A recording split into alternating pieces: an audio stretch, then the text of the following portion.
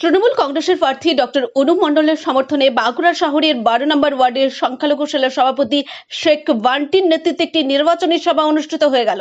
সেই সভায় উপস্থিত ছিল বাঁকুড়া জেলার সংখ্যালঘু সেলের জেলা সভাপতি তৌফিকুর রহমান, 12 নম্বর ওয়ার্ডের কাউন্সিলর তাপস ব্যানার্জি, গৌতম দাস, রিয়াজ খান ছাড়াও তৃণমূলের নেতাকর্মীরা এবং এলাকায় মহিলাদের উপস্থিতি ছিল চোখে পড়ার মতো। 252 নম্বর বিধানসভার প্রার্থী ডক্টর অনুপ মণ্ডল সকলের কাছে ভোট ভিক্ষা চাইলেন। এলাকায় ডাক্তারবাবুকে পাশে পেয়ে খুবই খুশি এলাকার মানুষ।